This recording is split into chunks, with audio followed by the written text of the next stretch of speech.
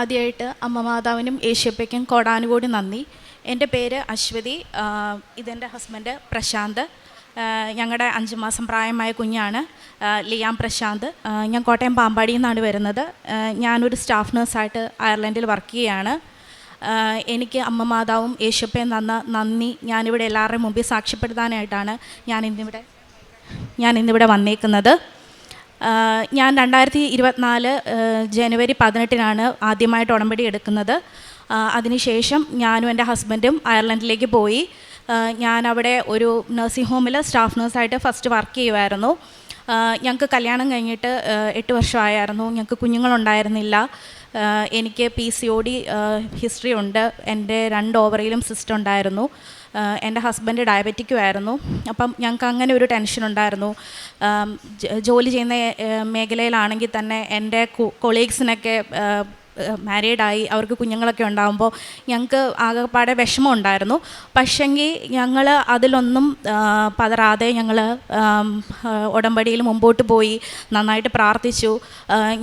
ഞാൻ വർക്ക് ചെയ്യുന്ന നഴ്സിംഗ് ഹോമിൻ്റെ തൊട്ടടുത്തൊരു ചെറിയൊരു പള്ളിയുണ്ട്. അപ്പോൾ അവിടെ ഞങ്ങൾ ഇന്നും പോയി പ്രാർത്ഥിക്കുമായിരുന്നു. ഞാനൊരു അക്രൈസ്തവയാണ്. പക്ഷെങ്കിൽ മാതാവിലും യേശുവിലും എനിക്ക് ഒരുപാട് വിശ്വാസമുണ്ട്. അവിടുത്തെ ആരാധനയിൽ ഞായറാഴ്ചയിലും ചൊവ്വാഴ്ചയിലും ഉള്ള ആരാധനയിൽ ഞാൻ പങ്കെടുക്കും. അവിടെ കുറേ അമ്മച്ചിമാരുണ്ട്. അവർ എല്ലാ 24 hours അഡറേഷൻ പോകുന്ന ഒരു പള്ളിയാണ്. എല്ലാവർക്കും അറിയാം, നോക്ക്, അയർലൻഡിലെ ഫേമസ് ആയ നോക്ക് പള്ളിയുടെ ഒരു ചെറിയ മിനി ഷ്രൈൻ എന്നാണ് ആ ചർച്ചും പറയുന്നത്. അവിടുത്തെ അമ്മച്ചിമാർ ഞങ്ങൾക്ക് 1 hour അഡറേഷനൊക്കെ തരും. അപ്പോൾ എനിക്ക് ഓഫുള്ള ദിവസങ്ങളിലൊക്കെ ഞാനും എൻ്റെ ഹസ്ബൻഡും മാറി മാറി 1 hour അഡറേഷനൊക്കെ ചെയ്യും. എനിക്ക് കൊന്തയൊന്നും ചൊല്ലാൻ ആദ്യം അറിയത്തില്ലായിരുന്നു. എൻ്റെ ഫ്രണ്ട്സാണ് എനിക്ക് കൊന്ത ചൊല്ലാനൊക്കെ എനിക്ക് പഠിപ്പിച്ചു തന്നത്, മൊബൈൽ ഉള്ള ആപ്ലിക്കേഷനൊക്കെ നോക്കിയിട്ട്. അങ്ങനെ ഞങ്ങൾ മുമ്പോട്ട് പോയി. അങ്ങനെ 2025 ജനുവരി അവസാനത്തോടുകൂടി അയർലൻഡിലൊരു വലിയൊരു കൊടുങ്കാറ്റുണ്ടായി. ആ സമയത്ത് ഞങ്ങളുടെ വീടിൻ്റെ ഒരു ഭാഗം, ഒരു മേൽഭാഗം പൊളിഞ്ഞു പോയി. ഞാനും എൻ്റെ ഹസ്ബൻഡും കൂടെ മാത്രമാണ് എല്ലാ ലഗേജും ഒക്കെ ഷിഫ്റ്റ് ചെയ്തത്. ഞങ്ങൾക്ക് ഒരു പുതിയ അക്കോമഡേഷനിലേക്ക് മാറേണ്ട വന്നു. അപ്പം ഹെവി ലിഫ്റ്റിങ്ങും കാര്യങ്ങളും ഒക്കെ എനിക്കും എൻ്റെ ഹസ്ബൻഡും മാത്രമായിട്ട് ചെയ്യേണ്ട വന്നായിരുന്നു. ഞങ്ങൾക്ക് അക്കോമഡേഷൻ കിട്ടിയത് ഒരു 3ാമത്തെ നിലയിലൊക്കെ ആയിരുന്നു. ആ കൂടെ തന്നെ എനിക്ക് നൈറ്റ് ഡ്യൂട്ടി ആയിരുന്നു. നൈറ്റ് ഡ്യൂട്ടി ആണെങ്കിൽ തന്നെ ഹെവിയൊക്കെയാണ്. പക്ഷേ എല്ലാം നല്ല സ്മൂത്തായിട്ട് തന്നെ മാതാവ് കൊണ്ടുപോയി. ഞങ്ങൾക്കൊരു ബുദ്ധിമുട്ടും അമ്മ മാതാവ് യേശുപ്പയും ഞങ്ങൾക്ക് തന്നിട്ടില്ലായിരുന്നു. പക്ഷേ അങ്ങനെ ഇരിക്കെ ഞാൻ നോക്കുമ്പോൾ എൻ്റെ പീരീഡ്സ് മിസ്സാവുന്നു. എനിക്ക് PCOD ഉള്ളതുകൊണ്ട് ഞാനത് വലിയ ഇഷ്യൂ ആക്കിയില്ല. പക്ഷേ എനിക്കെന്തോ എൻ്റെ മനസ്സിലിങ്ങനെ തോന്നി ഒന്ന് ചെക്ക് ചെയ്ത് നോക്കണമെന്ന്. അപ്പം ഞാനിങ്ങനെ ചെക്ക് ചെയ്ത് നോക്കിയപ്പോൾ 3 weeks ഞാൻ കൺസീവാണ്. ശരിക്കും ഞാൻ സർപ്രൈസായിപ്പോയി. വിശ്വസിക്കാൻ തന്നെ എനിക്ക് ആദ്യം ബുദ്ധിമുട്ടായിരുന്നു. അതിനുശേഷം അവിടെയൊക്കെ 3 months കഴിഞ്ഞിട്ടേ നമുക്കൊരു ഡോക്ടേഴ്സിൻ്റെ ഒരു കൺഫർമേഷൻ നമുക്ക് കിട്ടത്തുള്ളൂ. അതിനുശേഷം അനോമാലി സ്കാനും കാര്യങ്ങളും എല്ലാം കഴിഞ്ഞു. എല്ലാം ഓക്കെ ആയിരുന്നു. പക്ഷേ സ്കാനിങ്ങിൽ എൻ്റെ അബ്ഡോമൻ കുറച്ച് മോയിസ്റ്റ് ആയതുകൊണ്ട് അവൻ്റെ ഫേസ് ഒന്നും ക്ലിയർ ആയിട്ട് അവർക്ക് കിട്ടിയില്ല എന്ന് പറഞ്ഞു. അപ്പോൾ എനിക്ക് കുറച്ചുകൂടെ ടെൻഷനായിരുന്നു. പക്ഷേ മാതാവിലും യേശുപ്പയിലും ഉറച്ചായിട്ട് വിശ്വസിച്ചു ഞങ്ങൾ പോയി. രാവിലെയും വൈകിട്ടും, അതായത് കൺസീവ് ആവുന്നതിന് മുമ്പ് തന്നെ ഉടമ്പടിയിൽ എടുത്തത് മുതൽ ഞങ്ങൾ രാവിലെയും വൈകിട്ടും പ്രാർത്ഥിക്കുമായിരുന്നു. ഉടമ്പടി വസ്തുക്കളായ ഉപ്പും അതുപോലെ തൈലം കുരിശ് വരച്ച് അബ്ഡോമിനിൽ പുരട്ടുമായിരുന്നു. തേൻ യൂസ് ചെയ്യുമായിരുന്നു. വൈകിട്ട് കൊന്ത ചൊല്ലാതെ ഞങ്ങൾക്ക് ഉറങ്ങാൻ പറ്റത്തില്ലായിരുന്നു. എനിക്കൊരു എന്താ പറയുന്ന ഒരു സാറ്റിസ്ഫാക്ഷൻ ഇല്ല. കൊന്ത ചൊല്ലാതെ കിടന്നുറങ്ങിക്കഴിഞ്ഞാൽ എന്തോ ഒരു വല്ലാത്ത ഭാരം പോലെ ആയിരിക്കും. അങ്ങനെ മുമ്പോട്ട് പോയി. പ്രഗ്നൻസി നല്ല സ്മൂത്തായിരുന്നു. എല്ലാ സ്കാനുകളും നോർമലായിരുന്നു. പക്ഷേ PCOD എനിക്ക് ഹിസ്റ്ററി ഉള്ളതുകൊണ്ട് അവരെൻ്റെ ഷുഗർ ഒന്ന് മോണിറ്റർ ചെയ്യണമെന്ന് പറഞ്ഞു.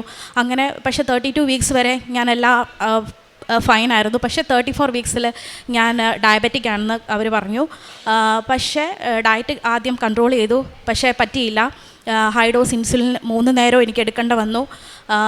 എന്നാലും മാതാവിലും യേശുപ്പയിലും ഞാൻ മുറുകെ പിടിച്ചു.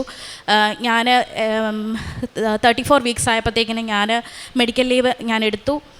മെഡിക്കൽ ലീവ് എടുത്ത് അതിനുശേഷമാണെങ്കിലും ഞങ്ങൾ വൈകിട്ടാണെങ്കിലും പ്രെയറൊക്കെ ചെയ്യുമ്പോൾ എൻ്റെ ബേബി കൂടുതൽ ആക്റ്റീവ് ആകുന്നത് ഞാൻ കൊന്ത ചൊല്ലുന്ന സമയങ്ങളിലാണ്. അത് എനിക്കറിയത്തില്ല അതെന്താണ് അവൻ അങ്ങനെയെന്ന്. ഞങ്ങളപ്പോഴും പറയുമായിരുന്നു ഇവനൊരു ഹോളി ബേബിയാണ് എന്ന്. അതിനുശേഷം 36 വീക്സിൽ ഏർലി മോർണിംഗിൽ ഞങ്ങൾ 5:30 എഴുന്നേൽക്കുമല്ലോ. അതിന് മുമ്പായിട്ട് ഞാനെന്തോ സ്വപ്നം കാണുവാണ്, എന്തോ ഒരു വെള്ളത്തിൽ ഞാൻ കിടക്കുന്ന പോലെ. പക്ഷേ ആ സമയത്ത് എൻ്റെ വാട്ടർ ഓൾറെഡി ബ്രേക്ക് ആയിരുന്നു. പിന്നെ അടുത്ത ഹോസ്പിറ്റലായതുകൊണ്ട് പെട്ടെന്ന് ഞങ്ങൾ അങ്ങോട്ടേക്ക് പോയി. അന്ന് അഡ്മിറ്റായി. അതിന് ശേഷം ഒരു 3:30 മുതൽ ഞാൻ ലേബർ പെയിൻ സ്റ്റാർട്ട് ചെയ്തു എനിക്ക്. പക്ഷേ ഒരു ഫലം ഉണ്ടായില്ല. ഞാനൊരു 12.5 hours ഞാൻ ലേബർ പെയിൻ ഞാൻ സഫർ ചെയ്തു. അവിടുത്തെ പീഡിയാട്രി ഡോക്ടേഴ്സും ഗൈനക്കിൻ്റെ എല്ലാ ഡോക്ടേഴ്സും എല്ലാം വന്നു. അവരെല്ലാം എന്നോട് പറഞ്ഞു, നീ കുറച്ചും കൂടെ എനർജി യൂസ് ചെയ്യണം, അല്ലെങ്കിൽ നീ മിക്കവാറും ഞങ്ങൾക്ക് സിസേറിയന് കുഞ്ഞിനെ എടുക്കേണ്ടി വരും. കാരണം ഓൾറെഡി കൊച്ചിൻ്റെ തല ഓൾമോസ്റ്റ് പുറത്തായി. പക്ഷേ എനിക്ക് ബാക്കി ഇങ്ങോട്ട് പുഷ് ചെയ്യാനായിട്ട് പറ്റുന്നില്ല. NICU എല്ലാം ഓൾമോസ്റ്റ് അവർ റെഡിയാക്കി വെച്ചേക്കുമായിരുന്നു കൊച്ചിനെ ഇമ്മീഡിയറ്റ് ആയിട്ട് അങ്ങോട്ടേക്ക് ഷിഫ്റ്റ് ചെയ്യാനായിട്ട്. ഞാൻ അവിടെ കിടന്ന് മാതാവിനോട് ഞാൻ പ്രാർത്ഥിച്ചു. ആ റൂമിൽ ഒരു മാതാവിൻ്റെ ഫോട്ടോ ഉണ്ടായിരുന്നെങ്കിൽ എന്ന് ഞാൻ പ്രാർത്ഥിച്ചായിരുന്നു. പക്ഷേ ഞങ്ങളുടെ എന്താ പറയുക, ഞങ്ങളുടെ അടിയുറച്ച വിശ്വാസത്തിൽ എൻ്റെ കുഞ്ഞിനെ എനിക്ക് ഡെലിവറി ചെയ്യാൻ പറ്റി നോർമലായിട്ട്, ഒരു കോംപ്ലിക്കേഷനും ഇല്ലാതെ. പക്ഷേ അവൻ്റെ ബർത്ത് വെയ്റ്റ് 2.5 ആയിരുന്നു. അയർലൻഡിലെ നിയമം അനുസരിച്ച് അത് ലോ ബർത്ത് വെയ്റ്റ് ആണ്. അവിടെ ഓൾമോസ്റ്റ് കോമൺ ആയിട്ട് 3.5-4 kg ഒക്കെയാണ് ബേബീസിൻ്റെ വെയിറ്റ് വരുന്നത്. പക്ഷെങ്കിൽ എൻ്റെ കൊച്ചിന് 2.5 ആയിട്ട് പോലും അവിടുത്തെ ഡോക്ടേഴ്സ് പറഞ്ഞു ഇവന് ഹെൽത്തി ബേബിയാണ്, ഇവന് NICUവിൽ ഒന്നും കിടക്കേണ്ട ആവശ്യമില്ല എന്ന്. അങ്ങനെ ഞങ്ങൾ 4 ദിവസം കഴിഞ്ഞപ്പം, കാരണം എനിക്ക് കത്തീറ്ററും കാര്യങ്ങളും ഒക്കെ ഉണ്ടായിരുന്നു, യൂറിൻ പോകാനൊക്കെ എനിക്ക് കുറച്ച് ബുദ്ധിമുട്ടായതുകൊണ്ട് കത്തീറ്ററൊക്കെ ഇട്ടായിരുന്നു. അതുകൊണ്ട് മാത്രം ഞങ്ങൾക്കൊരു 4 days ഹോസ്പിറ്റലിൽ കഴിയേണ്ടതായിട്ട് വന്നു. അതിനുശേഷം ഞങ്ങളെ ഷിഫ്റ്റ് ചെയ്തു. ഇതാണ് എൻ്റെ മകൻ, ലിയാം എന്നാണ് പേര്. ലിയാം എന്ന് പറഞ്ഞാൽ ഇറ്റ്സ് എ റിയൽ വാരിയർ എന്നാണ് അതിൻ്റെ ഒരു മീനിങ് വരുന്നത്. അതാണ് എൻ്റെ ഒന്നാമത്തെ സാക്ഷ്യം. അവൻ ഹെൽത്തി ആയിട്ടിരിക്കുന്നു. പിന്നെ എൻ്റെ രണ്ടാമത്തെ സാക്ഷ്യം എന്ന് പറഞ്ഞാൽ എൻ്റെ ഒരു ജോലിയുടെ ഭാഗമായിട്ടുള്ളതാണ്. ഞാൻ പറഞ്ഞല്ലോ, ഞാൻ ആദ്യം നഴ്സിംഗ് ഹോമിലാണ് വർക്ക് ചെയ്തതെന്ന്. അതിനുശേഷം ഞാനൊരു ഹോസ്പിറ്റലിലേക്ക് ഞാൻ അപ്ലൈ ചെയ്തു. എല്ലാം വളരെ സ്മൂത്തായിരുന്നു. എൻ്റെ ഡോക്യുമെൻറ്റേഷൻ എല്ലാം പ്രോപ്പറായിട്ട് പോയി. ഞാൻ ഡോക്യുമെൻറ്റേഷൻ ചെയ്ത സമയത്ത് എൻ്റെ HR പുള്ളിക്കാരി, അതായത് ആ ഹോസ്പിറ്റലിലെ പുള്ളിക്കാരി മെറ്റേണിറ്റി ലീവിന് പോയി. അതിനുശേഷം അത് ടേക്ക് ഓവർ ചെയ്തത് വേറൊരു ആളായിരുന്നു. അപ്പം ഞാൻ അവർക്ക് ഞാൻ എൻ്റെ പാസ്പോർട്ടും ഡീറ്റെയിൽസ് എല്ലാം കൊടുത്തിരുന്നു. പക്ഷേ എൻ്റെ പാസ്പോർട്ട് ഞാൻ അപ്ഡേറ്റ് ചെയ്തിരുന്നു. അതും ഞാൻ ഓൾറെഡി അവർക്ക് ഇൻഫോം ചെയ്തതാണ്. പക്ഷേ എന്തോ ബൈ മിസ്റ്റേക്ക് പുതിയതായിട്ട് വന്ന അവർക്ക് എൻ്റെ പാസ്പോർട്ടിൻ്റെ ഡീറ്റെയിൽസ് കിട്ടിയില്ല. അങ്ങനെ എനിക്ക് എൻ്റെ പഴയ പാസ്പോർട്ടിൽ പെർമിറ്റ് ഇഷ്യൂ ചെയ്തു.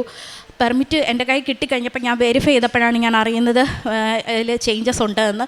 ഞാൻ അവരെ കോൺടാക്റ്റ് ചെയ്തു. അപ്പോൾ അവരുടെ സൈഡിൽ നിന്ന് വളരെ നെഗറ്റീവായിട്ടുള്ള ഫീഡ്ബാക്ക് ആയിരുന്നു. അത് നിൻ്റെ മിസ്റ്റേക്കാണ്, ഞങ്ങൾക്കിനി ഒന്നും ചെയ്യാൻ പറ്റത്തില്ല എന്ന്, നീ തന്നെ അത് ക്ലിയർ ചെയ്യണമെന്ന് പറഞ്ഞു. ഞാൻ വളരെ ഡിപ്രസ്ഡ് ആയിപ്പോയി. ഓൾറെഡി ഞാൻ ആ സമയത്ത് കൺസീവ് ആയിരുന്നു. ഇവനെ ഞാൻ തന്നെ എമിഗ്രേഷന് കോൺടാക്റ്റ് ചെയ്യാനായിട്ടാണ് അവർ പറഞ്ഞത്. ഞാനങ്ങനെ എമിഗ്രേഷൻ ഡിപ്പാർട്ട്മെൻറ്റിൽ കോൺടാക്റ്റ് ചെയ്തു. അടിക്കടി ഞാൻ മെയിൽ അയക്കുന്നു. പക്ഷേ മെയിലിനൊന്നും പ്രോപ്പറായിട്ട് റിപ്ലൈ ഒന്നുമില്ല. ഒരു ഏപ്രിലാണ് ഇത് നടക്കുന്നത്. ഒരുപാട് എനിക്ക് വെയിറ്റ് ചെയ്യേണ്ട വന്നു. എന്ത് ചെയ്യണമെന്ന് എനിക്കറിയുന്നില്ല. പക്ഷേ പ്രാർത്ഥന ഞാൻ മുറുകെ പിടിച്ചു. പള്ളിയിൽ പോകും, അഡറേഷൻ ചെയ്യും, എല്ലാം ഞങ്ങൾ മുമ്പോട്ട് പോയിക്കൊണ്ടിരുന്നു. പക്ഷേ ഭയങ്കര ടെൻഷനാണ്, എന്ത് ചെയ്യണമെന്ന് അറിയുന്നില്ല. കാരണം എൻ്റെ ഓൾറെഡി ഞാൻ വർക്ക് ചെയ്യുന്ന നഴ്സിംഗ് ഹോമിൽ വെരിഫിക്കേഷൻ എല്ലാം പോയിരുന്നു. അപ്പോൾ അവർക്ക് ഓൾറെഡി അറിയാം ഞാൻ റിസൈൻ ചെയ്യുമെന്ന്. അപ്പം എൻ്റെ ഓൾറെഡി 2 years ഞാൻ അവിടെ കംപ്ലീറ്റ് ആവാൻ പോവുകയാണ് നെക്സ്റ്റ് മന്ത്. അപ്പം അവരെന്നോട് പറഞ്ഞു, നീ ഞങ്ങൾക്കൊരു എൻഡ് ഡേറ്റ് തരണം, നീ പോവോ ഇല്ലയോ എന്നുള്ളത്, അല്ലെങ്കിൽ നീ റിന്യൂ ചെയ്യണം, അവിടെ കണ്ടിന്യൂ ചെയ്യാമെന്ന് പറഞ്ഞു. അതുകൂടെ ആയപ്പോൾ ഞാൻ ആകപ്പാടെ ഭയങ്കര ടെൻസ്ഡായിപ്പോയി. ഞാൻ ലൈറ്റ് ആൻഡ് പ്രയർ റിക്വസ്റ്റ് ഇട്ടു. ഞാൻ ഡേറ്റ് ഇട്ട് പ്രാർത്ഥിച്ചു. മിറാക്കിളെന്നൊന്നും പറയാൻ പറ്റത്തില്ല, അതിനും അത്ഭുതമായിട്ട് എനിക്ക് തന്നെ അറിയാമായിരുന്നു. ലൈറ്റ് ആൻഡ് പ്രയർ റിക്വസ്റ്റ് ഇട്ടതിന് ശേഷം എനിക്ക് തന്നെ ഒരു ഭയങ്കര ഉള്ളിന്ന്, അതിനു മുമ്പ് എനിക്ക് അങ്ങനെ ഒരു സപ്പോർട്ടീവ് ഫീലിംഗ് എനിക്ക് തോന്നിയിട്ടില്ല. എന്തോ ഒരു എംപ്റ്റി ഫീലിംഗ് ആണ് മനസ്സിലുണ്ടാവുന്നത്. എനിക്ക് തന്നെ മനസ്സിലിങ്ങനെ തോന്നി, അമ്മ എൻ്റെ കൂടെയുണ്ട്, അമ്മ എനിക്ക് എന്തെങ്കിലും ചെയ്തു തരും, യേശുപ്പയിലൂടെ എനിക്ക് എന്തെങ്കിലും ചെയ്തു തരും. എനിക്ക് മനസ്സിൽ ഇങ്ങനെ പറഞ്ഞുകൊണ്ടേയിരുന്നു. എനിക്ക് എന്ത് വന്നാലും ഞാനത് നേരിടും എന്നുള്ള രീതിയിൽ തന്നെ മുമ്പോട്ട് പോയി. അത്ഭുതം എന്ന് പറയട്ടെ, റിക്വസ്റ്റ് ഇട്ട ഡേറ്റ് June 16 പക്ഷേ ഒരു June 10 ആയപ്പോഴത്തേക്കിന് എനിക്ക് എമിഗ്രേഷനിൽ നിന്ന് എനിക്ക് റിപ്ലൈ വന്നു, നിൻ്റെ പാസ്പോർട്ട് അപ്ഡേറ്റഡ് ആയിട്ടുണ്ടെന്നും പറഞ്ഞിട്ട്. അതിനുശേഷം ഞാനും എൻ്റെ ഹസ്ബൻഡും കൂടെ ആ ഹോസ്പിറ്റലിലെ HR പോയി അവരെ ഈ മെയിൽ ഡീറ്റെയിൽസ് കാണിച്ചു കൊടുത്തു. കാരണം ഞാൻ ഓൾറെഡി അവരോട് ഫോണിൽ സംസാരിക്കുമ്പോൾ അവർ സമ്മതിക്കുന്നില്ല. പക്ഷേ ഡയറക്റ്റ് അവരുടെ മുമ്പിൽ ആ മെയിൽ കാണിച്ചപ്പോഴാണ് അവർ ഹാപ്പി ആയത്. അവർ പറഞ്ഞു, നിനക്കൊരു തടസ്സവും ഇല്ല, ഇമ്മീഡിയറ്റ് ആയിട്ട് നിനക്ക് ജോലിക്ക് ജോയിൻ ചെയ്യാമെന്ന് പറഞ്ഞു. അതാണ് എൻ്റെ രണ്ടാമത്തെ സാക്ഷി എന്ന് പറയുന്നത്. മൂന്നാമത്, എൻ്റെ ഹസ്ബൻഡ് നേരത്തെ ഖത്തറിലായിരുന്നു വർക്ക് ചെയ്തുകൊണ്ടിരുന്നത്. എൻ്റെ കൂടെ അയർലൻഡിലേക്ക് വന്നതിന് ശേഷം പുള്ളിക്കാരന് ജോലിയൊന്നും സെറ്റാവുന്നുണ്ടായിരുന്നില്ല. ഒരു 8 മാസത്തോളം ജോലിയൊന്നും കിട്ടാതെ ബുദ്ധിമുട്ടി. ഞാനതും ഒരു നിയോഗമായിട്ട് എഴുതിയിട്ടിട്ടായിരുന്നു ഞങ്ങൾ പോയത്. അതിനുശേഷം ഞങ്ങളുടെ നിരന്തരമായ പ്രാർത്ഥനയുടെ ബലമായിട്ട് എൻ്റെ ഹസ്ബൻഡിന് അയർലൻഡിൽ, അതായത് നോക്ക്, നമ്മുടെ മാതാവിന് പ്രത്യക്ഷപ്പെട്ട പള്ളിയുടെ തൊട്ടടുത്ത് തന്നെ ഒരു നഴ്സിംഗ് ഹോമിൽ ഹസ്ബൻഡിന് ജോലി റെഡിയായി.